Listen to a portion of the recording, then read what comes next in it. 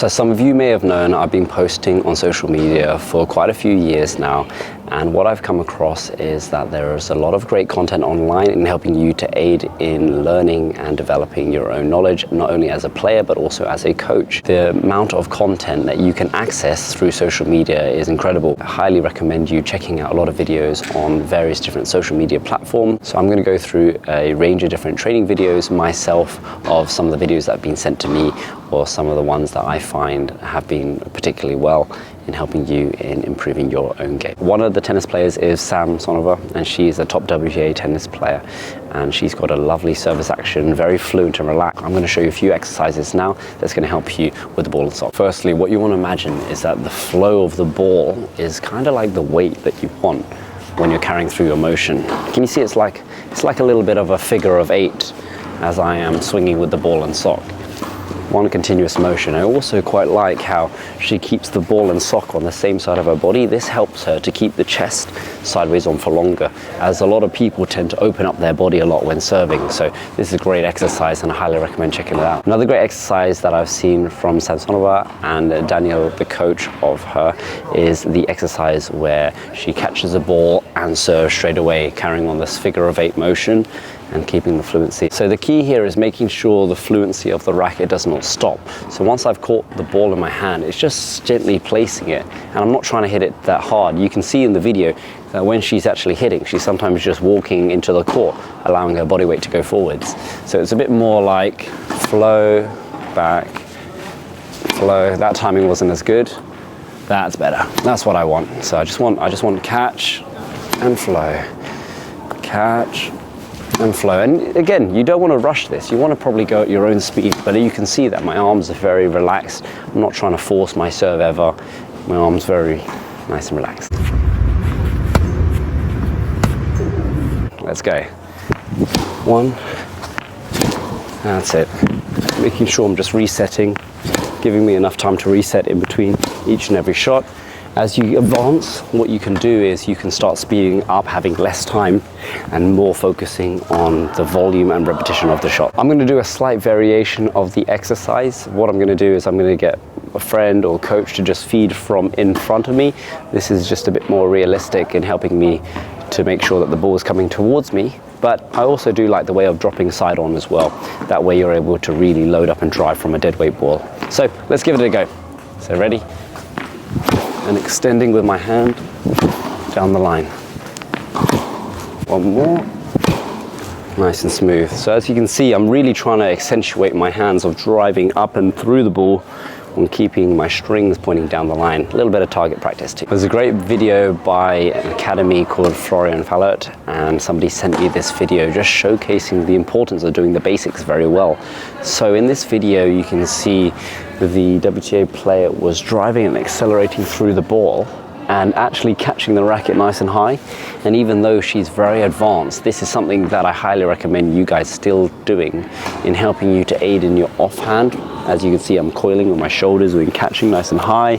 I'm also making sure that my elbow finishes higher too, because what you don't want to do is pull your arm across your body and therefore restricting the range of motion on your forehand. Just checking out my forehand, I want you to notice how high I'm catching the racket and where my elbow is positioned.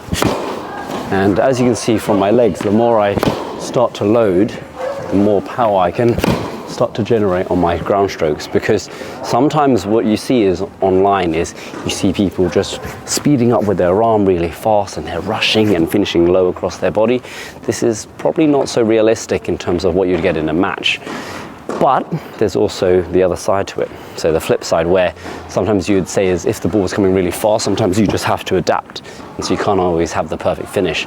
But I'd say work on those fundamentals, develop the long drive, high extension with the elbow, engaging with the big power sources in your legs too. There's a great video that was sent to me by Premier Performance Institute, and the video was of a high forehand, basically talking about how you don't go from a low to high pathway when the ball is higher roughly than the shoulder, or when you're hitting down on the ball a little bit more. So I'm going to show you a few shots and then I'm going to talk about it a little bit further. As you can see, that if the ball is slightly higher here, it's easier for me to hit down on these forehands. rather than if the ball was slightly lower, I might have to brush up on these balls. Here, I can accentuate up and forwards through the ball. If the ball is low, it's much harder to hit flat and through the ball here because I'm more likely to go long. So what I would need on these lower balls is definitely adding and applying a little bit more spin. So here, slightly below the net, slightly below the net again, I need a little bit more spin. That's it.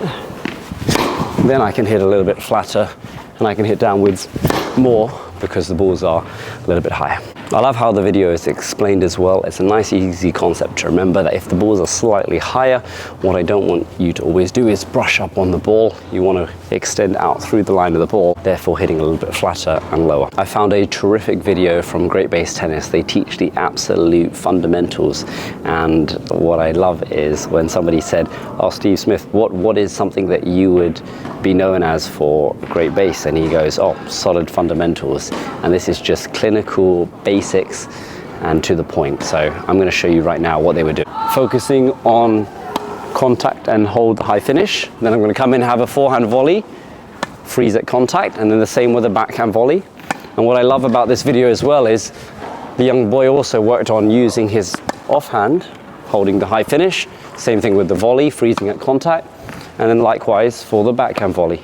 The biggest key takeaway here is that the young boy was so tuned in being able to hit forehands on not only his right hand side, but on his left hand side, pretty similar, and making sure that his hand-eye coordination is very good. This is something that I would highly encourage juniors or even adults trying to help you to be better coordinated. So being able to use both sides of your body, because most of us, we're one side dominant. So I've had to work a little bit at my right hand as I'm predominantly left-handed. I hope you guys enjoy the video of me reviewing professionals, coaches, as well as current players. It's very insightful for me to see the different exercises that the many different players were using, and some of them may benefit you too. If you want to see more videos, or if you want me to review anyone else, then please be sure to comment down below, or also DM me on Instagram too, and I can review them for you.